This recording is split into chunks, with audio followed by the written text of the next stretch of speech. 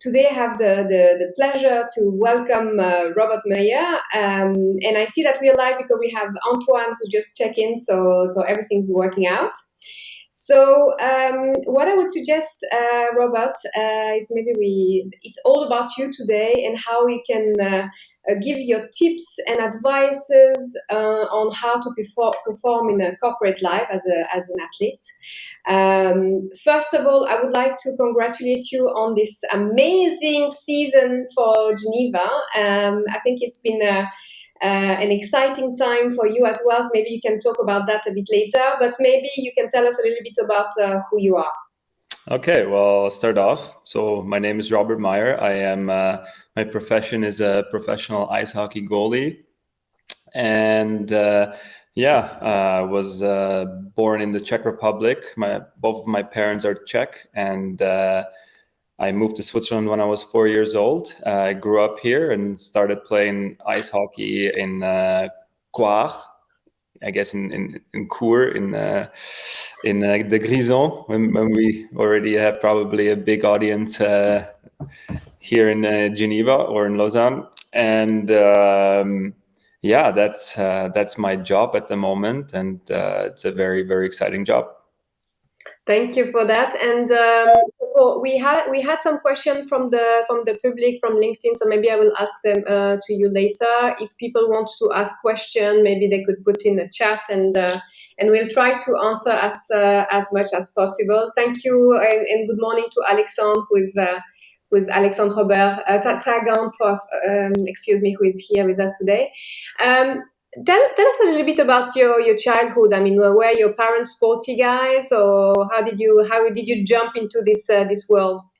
Yes. Both of my parents were pretty sporty. My mom was an aerobic instructor. When I was little, I think she was third in the Miss Aerobics in Czech Republic. Oh, wow. My father was orienteering runner, I guess, in the woods. I guess I definitely got the right genes when I was born, so that was amazing. And once, like I said before, when I was 4 years old, I moved to Switzerland. And my older brother, who's 3 years older, he started playing ice hockey, and I just wanted to go with him, and that kind of sparked my passion for ice hockey. So that's kind of how everything started, and I guess I never looked back from there. Did you know at some point that you were going to be a professional hockey player? Yes. When I was 13, I moved to Kloten just for ice hockey, which is in Zurich. Everybody knows the airport is in Kloten, and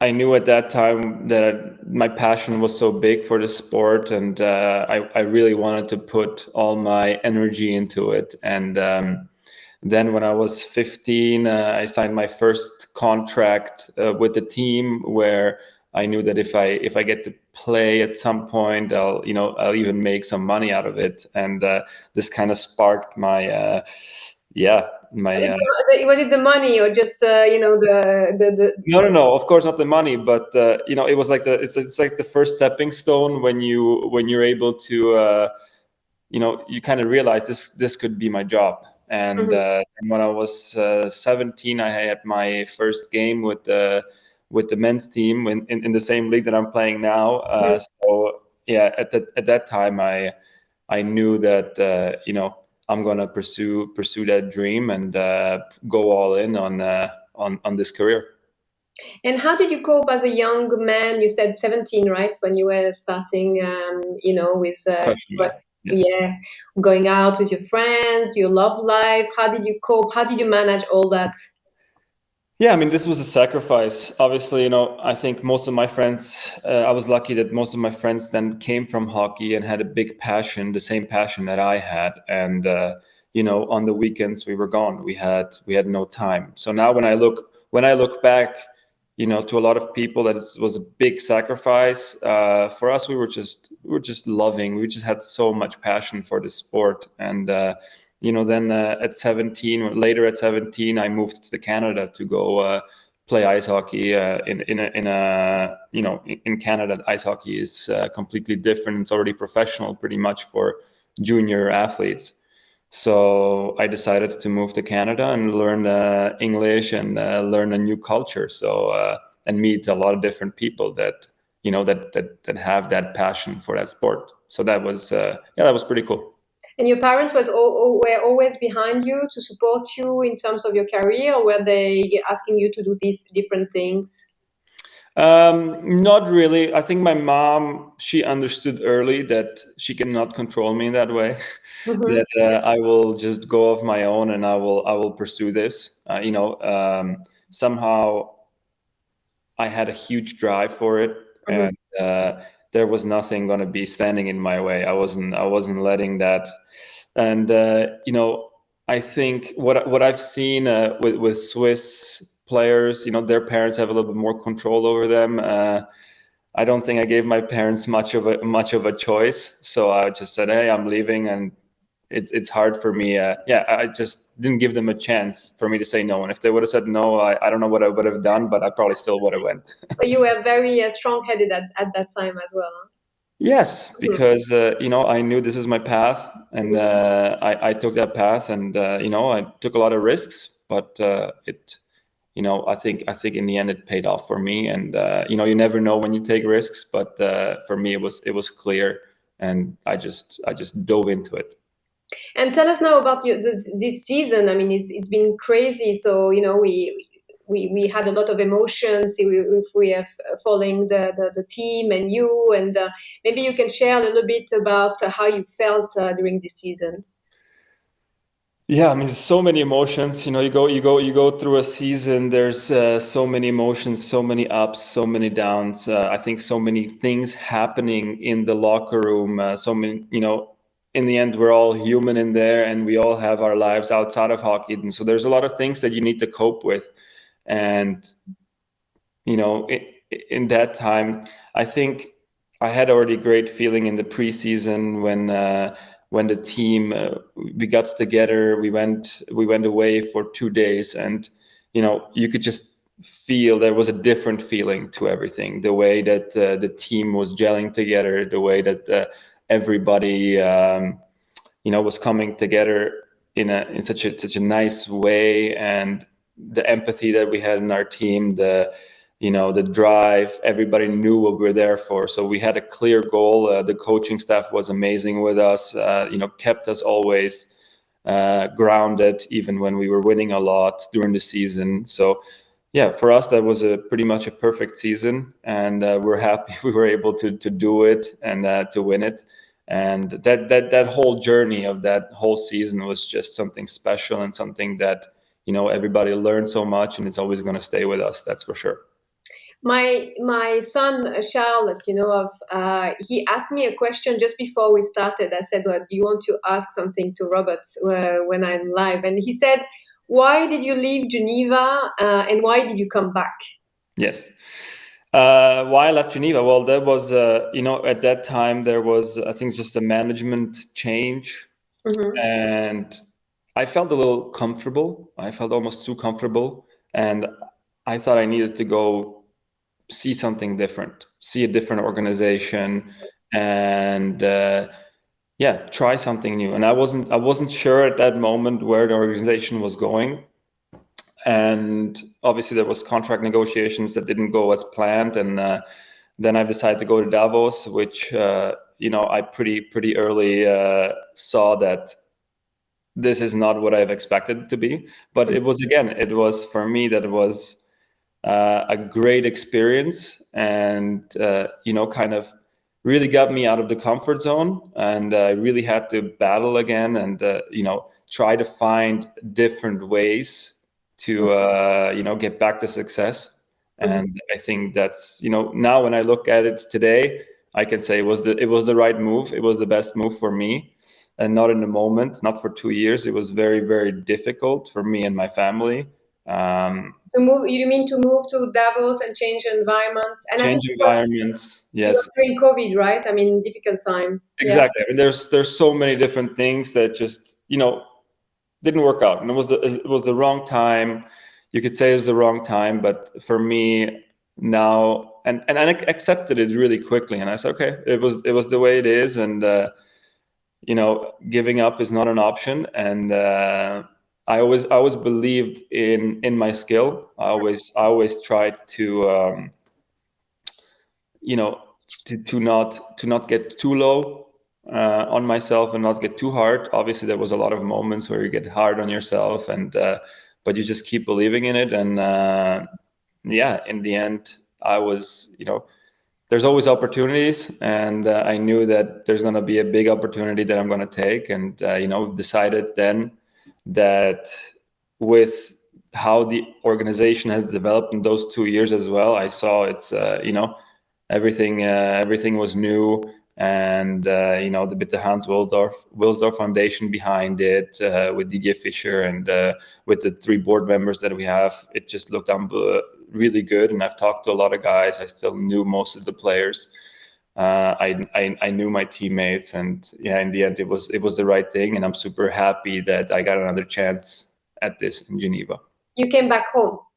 Exactly. It's for me, just talking about Geneva has already given me goosebumps, because it is my home. It's where I can really blossom. I have a question. Sometimes you see my eyes going like that because I check the message, and we have one message saying, "How did you choose?" From Federico. How did you choose to be goalkeeper? Which is a good question. You could Mm. be any player in the team. Why goalkeeper? When I was little, I came to the hockey rink in Coire, and my mom had to drop me off because she had to give a class as an aerobic instructor, and there was the first team that was taking a team picture, and the goalie from the team said I should come down on the ice. And I was just watching them, and obviously I was looking up to all of those players, and the goalie just took me on his knees, and I was on the team picture of the team, which was in the second highest league at that time. But from that on, I just, that changed my life, because I fell in love with the goalies, and then I just wanted to be goalie, and that kind of transformed, I guess, a little bit of my personality and everything. So yeah, in the end, that was kind of the trigger and the ignition for me to choose that path. So, what do you think make a great goalie? What qualities do we need to have to be a great goalie, for example? I mean, I can speak about myself. I think everybody has different qualities. Everybody is different. To me, I think what you need to have a leveled head. You need to be very connected emotionally, mentally with your body. You really need to feel everything. I think generally in sports, I don't think there's many differences from any kind of other sport. You just have to have the passion, and you have to have the drive, and you need to be patient. There's a lot of things that are important for it.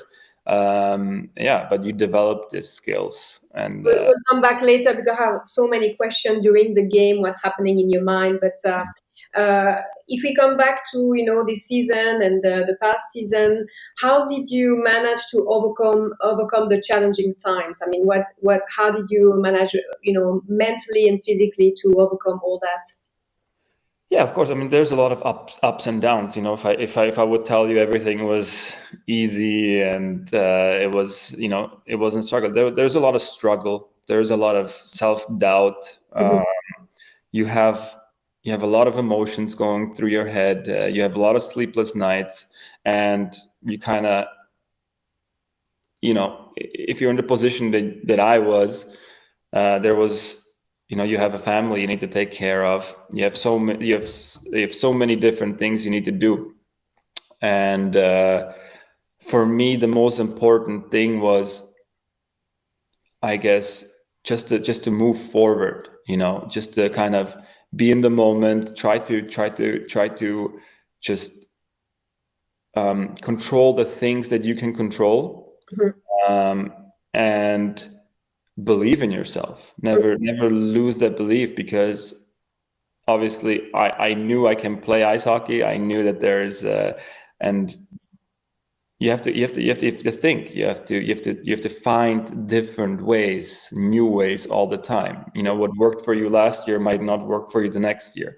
So you're always trying to find what is working and what is not working, and then if you really believe that something is working, you need to apply it, and you just need to believe that this is the right thing to do. Never ever have you any doubt about this profession, or said, okay, I want to stop. I want to do something different. Of course, all the time. I think that you know, there's always, you always have doubts. You always Mhm. have self-doubt. You know, even for me, I mean, everybody's not getting any younger, and in sports, you only have a certain amount of time. You do not have, you know, because at some point physically you will not be. When you're 40 years old, you will not be able to to do the same things that 20-year-olds do. Yeah. But then you have a lot of experience where you can just adjust different things and use more your experience. Mhm. But yeah, there's definitely a time limit on your career. So you know, I'm always thinking, what else can I do after? And that is I think that's super important, and keeps you going a little bit too. Keeps you, you know, you always have to look forward to something. No, exactly. And what's happening in your mind when you play a game? I mean, when it's slow, when it's fast, because you have a special position as goalie, and once the game is on the other side, how do you keep focus on the game? So during the game, when the game is developing, when the game is in the other zone, when the other goalie is playing, you just need to read what is happening in front of you, what is happening, where are the other players positioned, what could happen. You need to anticipate, and then you need to read what is going to happen, and then you need to react.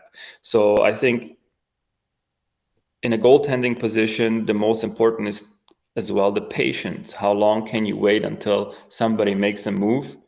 And when he releases the puck, you need to catch the puck. So Mhm. if you just cheat a little bit as a goalie when you're thinking, oh, he's going to go there, and he waits a little longer, so it's a waiting game. It's maybe sometimes like a little negotiation or something. It's a waiting game, seeing where which what reaction you have to make, and this just comes so much with experience, with time, and especially during the season. You know, sometimes you have bad moments, and it's like this that you can lose that skill. Like all Mhm. of a sudden, when you're not feeling good, your patience, you know, your focus just gets like blinders, like a horse, and you just, you know, your brain is just not functioning the right way.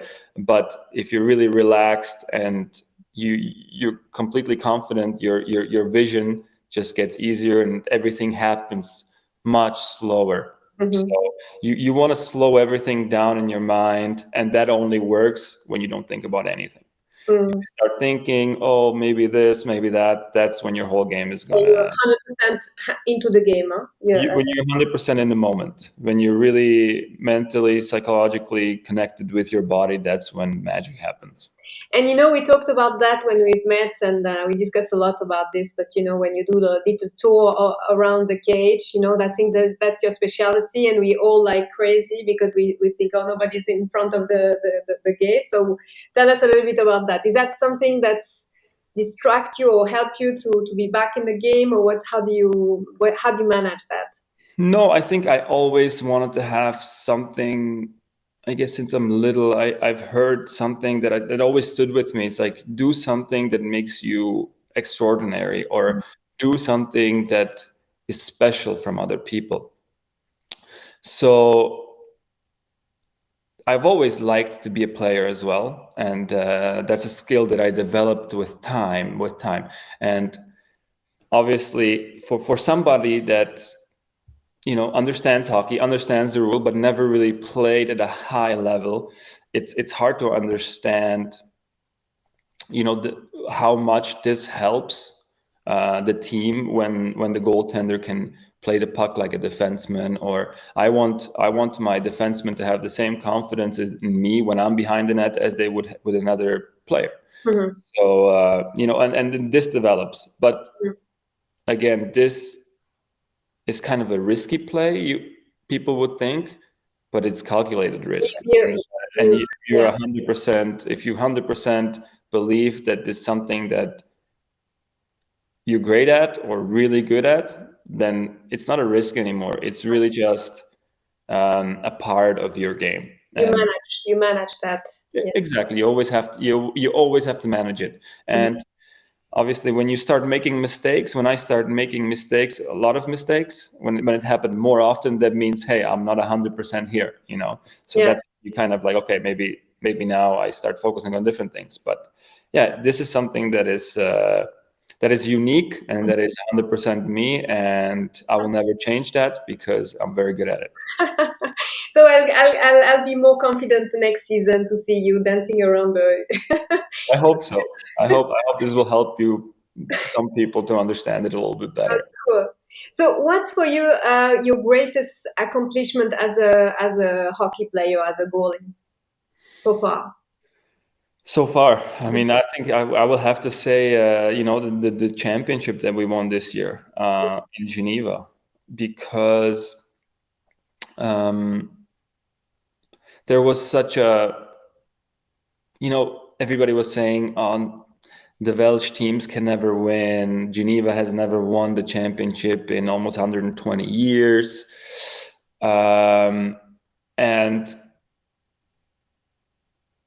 And to be able to break a cycle like this, to really show the people, hey, like You can do it. Yeah. we It's, can do it, and it's not about where the players come from, where the city is. And yeah, we just wanted to show everybody. And this is definitely a big accomplishment as well. I've been at 4 world championships. I've these are big accomplishments. I've played in Canada. I signed a contract with the Montreal Canadiens. These are these are big accomplishments for me, that today I might not completely see it, but definitely when I stop playing in my career, I will see those accomplishments and say, yeah, this was great. But I'm hoping, or I'm sure, there will be more accomplishments made in the next couple of years. and how important are the support of your fan? I mean, it was I think they were phenomenal this year. I think. And they were unbelievable, and I think the last game, Game 7, the first 10 minutes, the electricity in that in Le Verne was something. Yeah, I could even say that this is just one of the biggest accomplishments, because as athletes, we play with people's emotions. This is our job. We play with their emotions, and we are performers, and we need to show them something. And just I think this just carried us through that game, the first 10 minutes, and we were up 2-0, and we knew we're not going to lose that game anymore. But the fans, this was, I've never experienced anything like it, and it was the first time that I've experienced it in my life Mhm. like this. And I hope I will experience it again. But the first time was definitely the most memorable one. And What adrenaline? It gives you drive. What it gives you personally? you realize through that this is a special moment Mhm. when you feel that electricity. It's really unexplainable. Mhm. I'm sure there's somebody who can explain it in a broader way, in a way that I cannot. I can only tell you about my experience emotionally that I had during that time, and that was something that you could just feel the buzz, and you could feel just those people who they wanted it, and they made us want it too. And then you forget all your tiredness, all the pressure was gone, and we could just go out there and do our job. And this was something so special, that for that's what sports is all about, you Yeah. know. It gives me goosebumps because I can feel your passion, and I watch. I didn't have the chance to come to the last game, but I was there, for some of them, and it's just amazing. And thank you for giving that to us, because it's so powerful. And it's you who made me discover hockey, because I didn't. I mean, I knew hockey, but I never been to a game, and it's. it's just great. We have a very interesting question. I can't see the name, but saying that it's someone who has a 10 years old son who is a hockey and goalie, and role model it's you. I don't know if you see the message. Yes. He wants to do that professionally. So what could he do after that? Is time limited? And I think we're going to talk about that. Um, can you still work around hockey, or should you study to get a plan B? What's your opinion on that? Well, okay. I think there's a lot of ways to look at this. You have, for me personally, the way I am as a person, for me, it was one way. And I was like, I'm going 100% in hockey because that is completely my passion, which my parents allowed me to do that. And, for me, I was bored at school. School was boring to me because I think I understood early in my life that one of my best friends always told me, school won't teach you, your life will teach you. Mm-hmm. You go to the University of Life.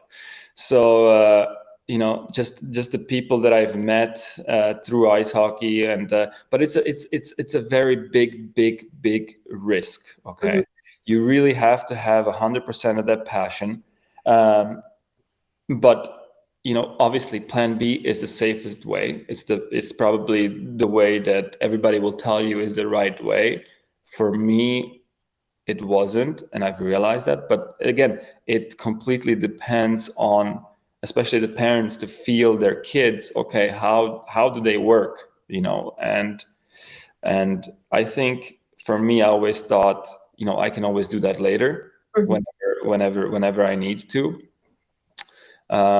So it's a very hard question to answer for me, because everybody is different, and I would really have to see that 10-year-old kid and kind of see how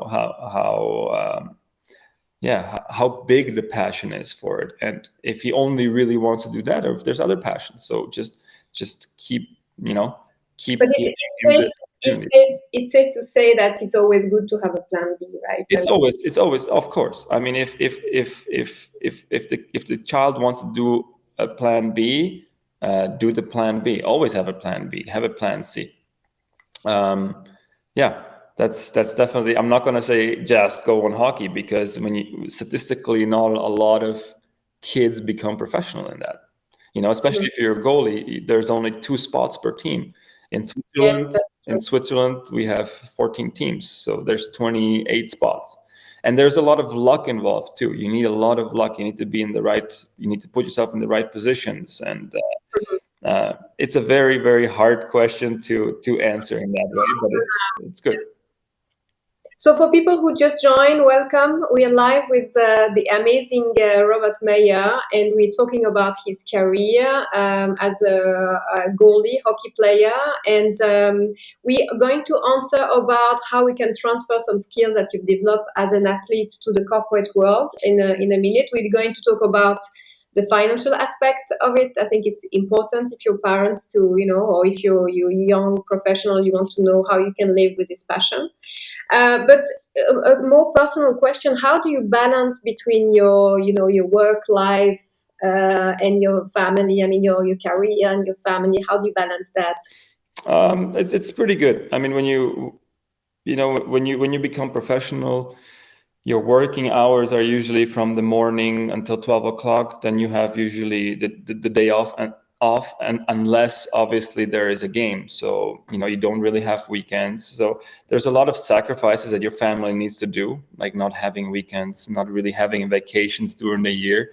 You have about 3 months where you have about, say, 6 weeks in total that you have vacation. But then there's so many different aspects that come to it. But to balance it, you have to develop somewhat of a routine in your life, especially when, let's say, your spouse is working, your kids are going to school. So just to be able to really be present at home, you need to rest a lot. it's not always easy, especially coming into the playoffs, because you're mentally pretty much shut off at home, and it's really, really important that the family dynamics are good at home. That helps it way more, because my wife let me be shut off for 3 months. She wasn't very happy about it, but she accepted it, and she understands it's a very, very emotional job.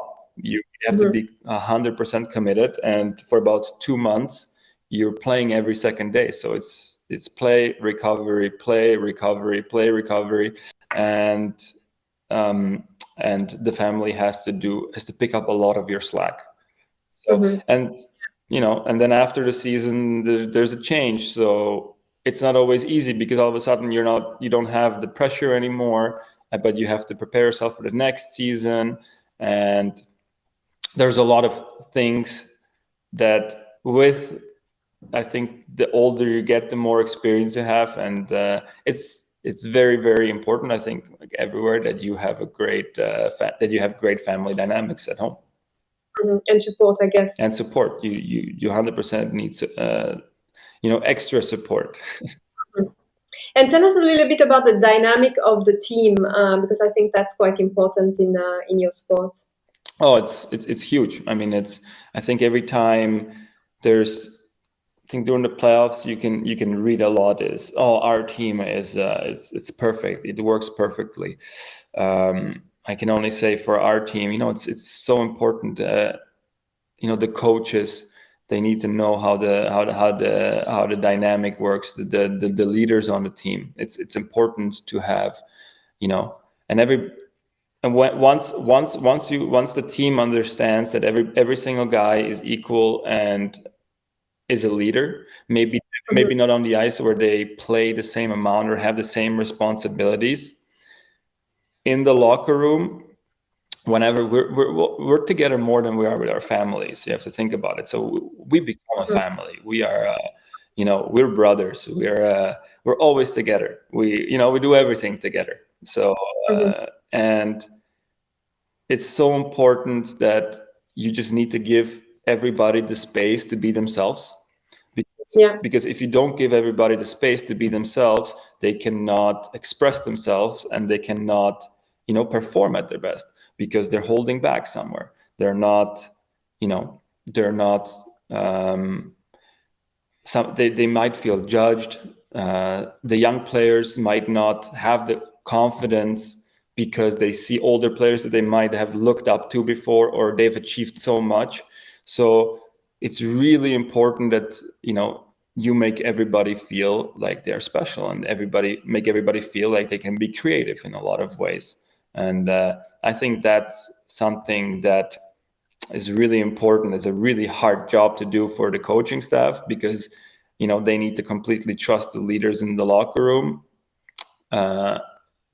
And the coaches need to find ways for the players to be able to gel and give them, different. One guy might need a lot of freedom. One guy needs to be hold back a little tighter. So there's a lot of you really need to. Yeah, for me, it's always I'm observing, and I try, just to be myself, which is, try to be empathetic with everybody, and treat everybody the same. So you're sharing the position as goalie with someone else, right? That's right. Okay. And how did you choose who plays when? I mean, how does it work? You mean the coaches, how they choose who's playing? It's the coaches who choose who's playing. So that's a little bit, sometimes that can be hard, especially we're all a team, but in the end we're our own business. We're all competitors. We all want to play. We all want to have ice time and show. Because you're training the whole week, and then you might have 2 or 3 games in the week. If you're just training and you're not playing, it's like you're preparing. You're the sous chef the whole time. You're preparing, but you even make the food, but you cannot eat it, and then you cannot enjoy it.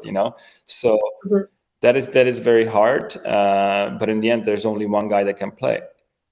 And you need to be 100% focused every training session, and you need to show the coaches that you're the guy that needs to play. Mm-hmm. Is there someone who inspired you, coming from the sport industry or somewhere else? I mean, is there a figure like you look at in your life? Yes, I mean, there's always new people that inspire me. I watch a lot of or I read biographies of athletes, and you just try to pick out little things from everybody. Mm. If you try to copy everybody exactly the same, probably not going to work for you. So Mm. you need to see and try. You need to try. You need to fail and adjust. So that's always something that I think that when you look at it, could work in the corporate world to always be adjusting and doing those things. I mean, for me, it's hard to say exactly what could work in the corporate world because I've never had the experience, which I would love to get the experience to see how this works. But from my point of view, I think you can apply a lot of those things as well in life and Mm. in the corporate world or in sports. So, what are your values? If you talk about, what drives you as a value?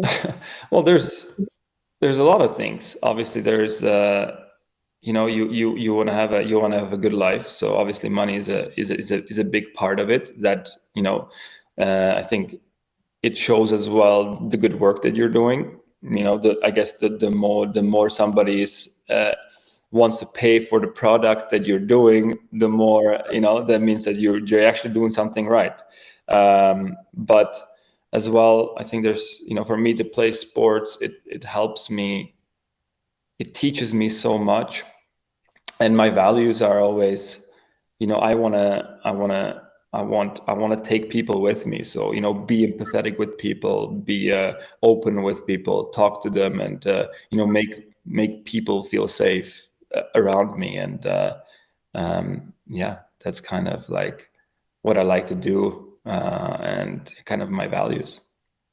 Great. I see that Daniel just said that you have a nice shirt, and and how important was life, your family during the difficult period in Davos and becoming a champion. Oh, so much, that they always pick you back up, especially I think when I moved to Davos, a month later, my son was born, Gabriel. And I think everybody knows that my wife became a first time mother, and the difficulties there are in the first 6 months, with children. It's a beautiful thing, it's beautiful moments, but it's as well your whole life is changing. And it wasn't just that life change, there was as well the change of living on a mountain with Mhm. nothing around during COVID, with everything closed. So you kind of feel I started feeling very claustrophobic, Mhm. and that came over to my game and everything. But my wife was so important during that time as well, because she kept picking me up. And it wasn't just Mhm. she kept picking me up, but she as well demanded a lot from me. She kept demanding from me. It wasn't like, okay, uh, just feel bad. It's okay. At some point, you need to get out of it, and you need to make a change. So Mhm. when you're in a downward spiral, you just need to hold on somewhere and say, okay, now I want to make a change. And yeah, so that was Work kind as a of team, I guess, when you're a couple as well, to decide what's the best for you and your family. So. 100%. And as well, again, the empathy and everything, the openness, talking about your feelings, talking about what really, really, really bothers you. Mhm. That's so important. The communication is I think is the key to resolve problems, and just communicate it, even Mhm. when it's not always the easiest thing to do. And yeah, just be and completely trust each other. Trust, and it's another thing that is important. And she needed to trust me for my decisions that I've made after, to be able to make the changes that I was able to do. And it's not easy, but time heals. And I'm happy I am back in Geneva. Good.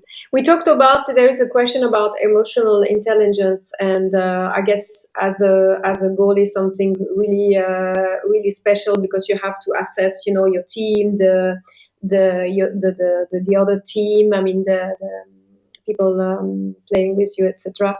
So, do you think that could be transferred to the corporate world? Yeah, I think if you have emotional intelligence, that is a big skill that you have. That's something that I think as well developed. Really having that emotional intelligence to understand myself and understanding my surroundings, what is happening around me, and yeah, that is a I think that could be a big help in any in the corporate world in that way. So that's the thing for me. It's always, I can say a lot of things that I've experienced. It's been in an athlete's world, and I have not had those experiences in the corporate world. So I don't want to say things and tell people this could work for sure. But I think everybody needs to, if they're listening to it, they can evaluate themselves if something could help them or not. So we have a question, and I was going to ask you as well. Do you have any strategies or techniques that you employ to cultivate resilience and mental thoughtness during the game, or when it's the time is difficult? Yes, very good question. So during games, if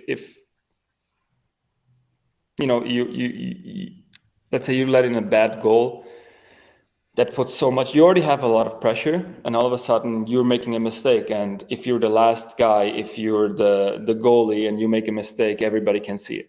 So for goalies, you see a lot of young goalies that right away, oh my God, they start tightening up, and they start feeling sorry for themselves, and they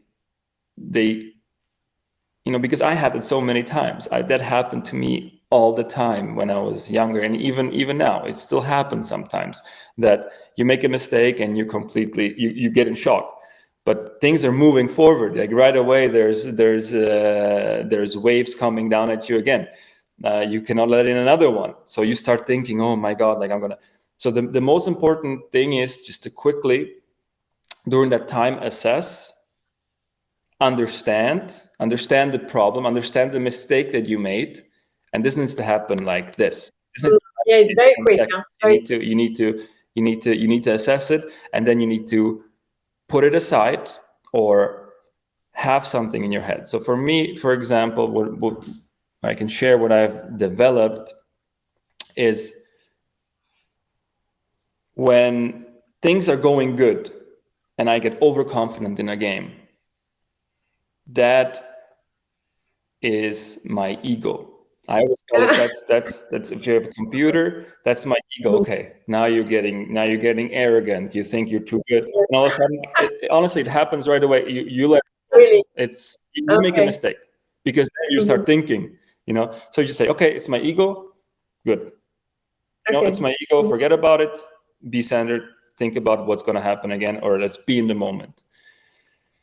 If I let in a bad goal and I make a big mistake, and I start thinking, oh my God, I should have done this. People are gonna think, oh, in the media, this and that. They're gonna crucify me, this and that, because there's so many pressures. You start thinking about it. So I say, okay, you know what? This is my head thinking. This is now you're using your brain. You're using your head. You're overthinking things. So you have those two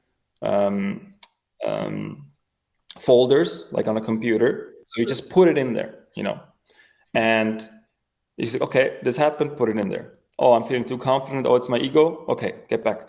And then I tell myself, just play with your heart, just because really be in the moment, play with your heart, don't think anything. And this is kind of like that, I've learned through all my mistakes and everything to kind of, deal with the mental, with the psychological issues that you have during games. And it goes so fast, you need to really be able to put it away somewhere. And then after the game, usually I have a hard time giving interviews because my brain is just, it's like, it's dead. It's like, it's just not thinking, and I don't even know what happened until then. For me, I need to rewatch the game and see what happened, just to see, okay, this had happened, this is how I felt, this is what came up, and now I see it. Okay, you see, now you see it from a different way, and you can really look at it on the computer and say, okay, this wasn't that bad as how you thought it was.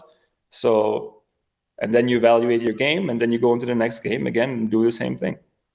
So you reassess every time that you've done something, and then you learn from it, right? Exactly. And Exactly. yeah. So it's always, make mistakes, assess them, and the Yeah. only problem is with in sports, your career is not that long, and you have to do things quickly. I was going to ask you, how old are you, Robert? Can you tell us that? I shouldn't ask you that, but I can, Of right? course, yeah. I'm 33 years old. I've Okay. almost 34 in October. So, but it's an age. So how long can you play? I mean, what's the oldest hockey player in the world? Do you know? Oh my God, it's Jaromir Jagr probably is playing at 52, but he's probably the second highest scorer in all history in NHL. But this is a different specimen. This is, to play. He doesn't play at the highest level anymore. But I think to play at the highest level, I think I believe, and I think I can do this for another 5 years. Do you feel in your body that you not you're still young, but do you see some changing from when you started at 17 years old? Yes, 100%, because your body doesn't recover as quickly anymore, and this is something that I am very interested in as well. Is how my body feels. Mhm. It's everything. So I've been very fortunate with injuries, and okay, let me rephrase this. People say I'm very fortunate. I don't think I'm fortunate. I think that I'm just, I try You to what? find different ways and I work on it. Nutrition is so important to have. Recovery is the most important. You just need to sleep the right way.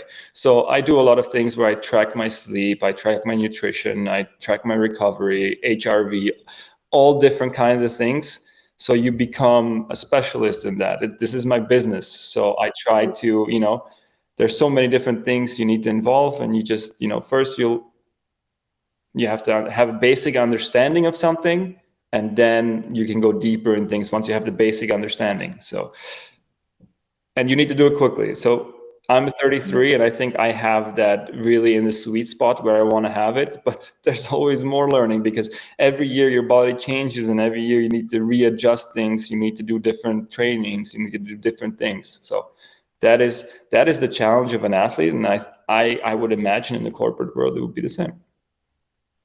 And if we talk now about finance, because I'm sure the people who listen to you would like to know about that, how much can earn a hockey player in Switzerland? In Switzerland, well, in Switzerland, this doesn't come from me, because I know what I make, and in Switzerland we don't really talk openly about. If you're in the NHL in North America, your contract will be all in the newspaper, because it's set. In Switzerland, it's not. But what I've read from very reliable sources, and I can tell that's something that is about right from what I've heard from other players or what I've seen from my contract. So in the highest league, in our league that we're playing, it would be between 700 and 100,000. Always depends. 700. Always depends on how important, I guess, how important everybody's important, but how big your skill is, and how much how much a team really wants you. But that would be between Yeah. 800, 800 to 10 to 100,000 that Swiss players make. Okay. And you know that you mentioned that your career is short. So how do you manage this your finance? I mean, how do you manage that?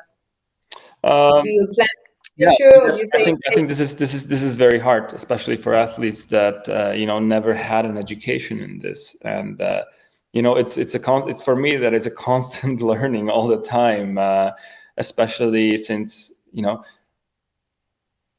you're playing in Geneva, you're playing in Zurich, the taxes are different, your car insurance might be different, your insurance is different, this and that. So you learn kind of those things on the go. But I think there's definitely a big hole in sports, especially in the Swiss sports, where I've never gotten the education how to manage money, how how to make wealth, or whatever those things are. So you definitely need a lot of help in that, and you need to be able to trust the right people. But then there's another thing. Okay, who can you trust? Because if you don't understand something, how do you know you have the right person for it? So that's something that is definitely interesting to explore. And it's something that in the moment, I think if you don't have the parents that could, a lot of players have parents that they do a lot for them in that way, or educate them. So if you're a parent of an athlete, teach them those things about finance and everything, because it can be very overwhelming when all of a sudden you are 20 years old, you have no idea about finance, and you're making money. What do you do with it? Where do you put it away? How do you think long term? Yeah, and to understand, and I see Daniel, he's still following, but to understand that you earn a lot of money for a while, and then you go to the corporate world where you won't have the same salary. I mean, are you ready in a 5 years' time to consider something like that? Excuse me, can you answer the question again? Yeah. You were reading the comment of Daniel. Now I was saying, you earn a lot of money for a while, and then you have to adjust to the corporate world, right? Because it's not the same money. So are you ready for this kind of change, or how do you feel about that? Yeah, I think, like I said, I think that I still have about 5 more years in me of playing ice hockey at the highest level, but I'm somebody that likes to be prepared as well, and I'd like to have any opportunity to see where I can fit, or in which way I want to decide after my career what I want to do. So for me, it's important now to kind of go in different ways to see what really attracts me, or what skill I have to give this to a company, or in any kind of way, something like that. So that's why we have met, and Yes. it's nice. We're working on it, Daniel. He was asking, what can you bring to a company? But I think it's if you focus in your passion and your sports, athletes, you concentrate on that, and then now is a good time to prepare the next step. So you still have 4 years, so it's a bit early to answer, I guess, the question about what could you bring to a company. I guess all your soft qualities, your emotional intelligence, and the drive. I can see so many things that I could tell my clients, but I think it's important now to put the base and to think about the next step that are really important. Exactly, that's what we're doing today. Exactly. We have a question from Andrea, who said, "How do you separate your self-worth as a person from your performance as a hockey player, especially in a trade-driven industry?" That's a very good question. Thank you for the Again, can you repeat this question again? Because I gotta stop getting distracted by those questions always. Yeah, he said, "How do you separate your self-worth as a person from a hockey player performance, especially in a trade-driven industry?" So how do I separate myself being a Yes, hockey player exactly. and uh, You. being me? Oh, Yes. okay. Yes. So for me, I'm always myself, and then when it comes to ice hockey, I prepare myself 2 hours before the game. That's when my mindset starts to shift. It's like when my routines start, which is a part of me, which is still a part of me, and but it's like going to this. This is your test. All of a sudden, now it's your test. So you need to get connected with yourself, and these are routines that you do to become kind of a machine, I would say. I always have my mask on, so people can't really see my face, and it's like really, you can see it in my eyes when I play, when I'm connected. It's like nothing else matters than stopping talking and playing the Yeah. game. Nothing in that moment, everything else, you forget about yourself. Everything becomes fluent, and it's like you're on a drug. You have so much adrenaline, and you feel in control. When you feel in control and you have so much adrenaline, you become something else. Everything becomes effortless. Mhm. When I play my best thing, everything becomes effortless. I don't have to think about anything, and I'm barely using any energy. Like a lot of guys are different, but when I'm really where I have to be, everything is easy. I'm ahead of everything. You see everything happening before it's happening, and that's really your mind, your unconscious mind, where you just let it take over, and So let the mindset you let up. you let the mind take over your body, and you're just going. You're sailing. I don't know if you want to describe more into details because I have another question here. Or can you details a bit more your pre-match Of routine? course. So I can tell you guys how the day looks like. So on a Right. usual day, the game is at around 8 o'clock. So starts my mornings are always the same. So I always have the same morning routine. I mean, I get up, I get up with my son in the morning, or my wife gets up with him. Maybe I can sleep an hour longer or something. But I get up, I watch my nutrition, which changes all the time. Always depends where I am in the season. Um, then you have breakfast, or you don't have breakfast, or you're fasting. Always depends how your gut and your body feeling. So it's kind of checking in with yourself. Then you go to practice. We have a little easy warm up skate, we call it, which is like maybe 20 minutes. You do a little bike, you get your body going, and then your body already starts understanding, okay, like this is a game day routine. It's probably, you probably have to perform tonight. Then you go home. I always have the same. I always usually have the same meal. Which Oh, okay. What's that? Why? Because it's sending signals to my brain. It's sending Okay. signals to my brain. Like I only have that on a game day because Okay. it sends signals, right? So for me, it's my famous chicken and rice. Okay.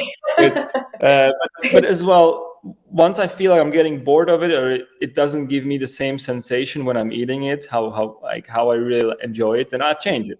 You change. You Yeah. change it Okay. because you need to have those happy feelings, and you need to have that. So But I wanted to ask some extra spicy questions. Is there things that people could say, or the opponent could say that would would shake you on a wrong side? it always depends what kind of if I don't think, I mean, when I was younger, obviously there was probably some things that I had issues with, or but I'm someone that kind of disconnects from all the emotional things from other people and try to focus on myself. Uh, Hmm. so there's you have players that trash talk, that need it, and but for me, thank God, I'm usually protected. As a goalie, if somebody starts talking to me or something, there's usually a defenseman that comes and protects me. So that does feel nice, because you feel kind of, you feel okay. People have my back, and it's important. Uh, Hmm. but no, I don't think there's anything that I would take personally during that time. And I mean, in general, I don't think many people can tell me things that get me mad. So I'm not a person that gets furious or gets really high on emotions, and I usually try to control those. Uh, Which is yeah. good. Which is good. And is there a game or team that you find the most challenging to play against? Hmm. I mean, Beal was very challenging, that we played in the final, because the style of game that they have, they don't, you know they wait for their opportunities until they really have a perfect scoring chance to score. So it's I would say Biel, and it's a really hard team to play against. But for me, it was the hardest team for me to play against was Geneva when I wasn't in Geneva, because it's very hard to play at Le Verne as a team that is not from Geneva. Okay, cool. I'm just looking at if we have we had some questions. I don't know what to put that, but I think we've covered most of the question. So I guess thank you so much for all this information. It's super interesting. Now you're on holiday, right? Well, from tomorrow on. From I have tomorrow. one more day. I have one more day, and then I'm on holidays. No, but thank you for having me, and I hope I could, give some insights to people that are valuable. And I guess what we what we learned from you in terms of how we can transfer some skills into the corporate world is obviously your emotional intelligence and the way how you prepare yourself for the match. I think what strikes me is the before, during, and after the match. I think this is something that we can all learn from. Resilience, it's quite important, I think, and we've seen that in your career because you've done some amazing things. You came back to the top of your game, and team spirit as well. I think you've demonstrated a very high level of leadership and how to empower. I think that's very important. I'm sure you agree on every member of the team, even if they're not playing during a game. That's very important. What else can we say? I mean, focus, resilient, team spirits, leadership, and be prepared. Be prepared. I think that's quite important. Yeah, that's very important, because that gives you confidence. If you're prepared, it gives you confidence to do the things that you're doing. If you're prepared, you don't have to think, because you're ready for what is coming. And if there's things that happen that you didn't expect, you can always adjust. So adjusting is as well very important in those moments. And I think what you mentioned really that touched me is the way that sometimes you have to put your ego aside. There's a fame, there is this energy, there is motivation, and humility is as well important in these moments, because that's where you can make it happen, right? Yeah, I think it's an important thing to understand your ego. Once you understand your ego, you know when it's coming up, or when it's coming up, it's just understanding it, and then you can actually work on it once you understand your ego. So that is, definitely, I think sports in general will teach you so much about emotional intelligence. That's why if you have kids as well, put them in sports so they can learn teamwork, and they can learn to deal with a lot of different things. So what can we wish you? Obviously health, but what else, Robert, can we wish you for the next season and next year? Oh, yeah. I mean, definitely health is a big part of it. I think now it's the time for us to we're not hunting anymore, we're being hunted. So we need a lot of resilience. We need especially everybody needs a lot of resilience this year, and we need to get back on the emotional state that we were, and set new goals. This is definitely something we're gonna need, and I'm gonna need this year. So that's what we're working on now. And I think you have some awards waiting for you, right? Can we talk about that or not yet? Yeah, I don't know. I haven't even checked yet. I got an email, but I don't know if it's out yet. Okay. But that's funny. Yeah, no, yeah, I've got nominated for two things during the Swiss Ice Hockey Awards. I'll let you guys figure it out after. Yes. So guys, if you're still here listening to us, feel free to follow Robert, who is a great hockey player, great person. It was amazing to be able to spend. We spent 1 hour. Can you believe 1 hour 10 minutes, Robert? Oh, wow. Yeah. And When you're having a good conversation. But you had so much to share, and we can learn from you. So that was absolutely amazing, and I can't wait to see the next season. When is it starting? Starting in August for us. September, I think. September the season starts completely, but I think we're already starting in August with the Champions Hockey League. So that's going to be very interesting for us because we won the league, and the 3 best teams play in the Champions League against the best teams in Europe. So that is definitely a little something that we're looking forward to, and we want to show everybody that we are the best European team.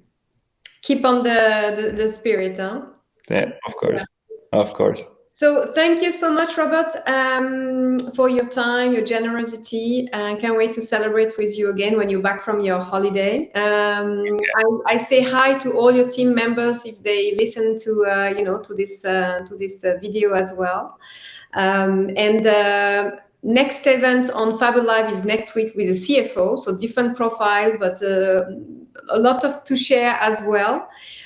So thanks, Rob, and I see you all very soon. Thank you for following, and thank you for listening. Thank you very much for having me. Bye-bye.